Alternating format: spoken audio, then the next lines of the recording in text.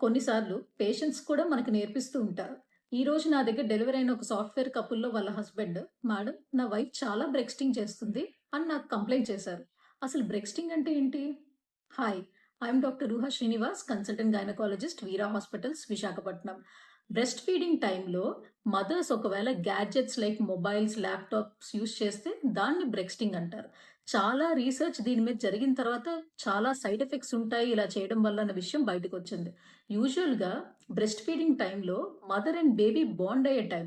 అప్పుడు I to eye contact maintain చేయడం వల్ల బేబీ మన ఫేస్ రికగ్నైజ్ చేయడం, రియాక్షన్స్ ఇవ్వడం, బేబీ న్యూరలాజికల్ డెవలప్‌మెంట్ ఎన్హాన్స్ అవ్వడం, బ్రెయిన్ డెవలప్‌మెంట్‌కి హెల్ప్ అవుతుంది. ఇలాంటి టైంలో మీరు డిటాచ్ అయ్యి మొబైల్స్‌కి అటాచ్ అవ్వడం, లేదంటే ల్యాప్‌టాప్స్‌ని చూడడం ఇలా చేయడం వల్ల అలాంటి బేబీస్‌కి కొన్ని న్యూరలాజికల్ డెవలప్‌మెంటల్ డిలేస్ ఉంటాయని రీసెర్చ్‌లో చెప్తున్నారు.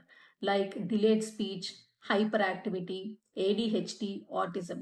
సో, బ్రెస్ట్ ఫీడింగ్ మూవ్‌మెంట్‌ని ప్రతి ఒక్కళ్ళు చెరిష్ చేయండి. ఇలాంటి ఇంపార్టెంట్ ఇన్ఫర్మేషన్ కోసం please follow my channel. Thank you.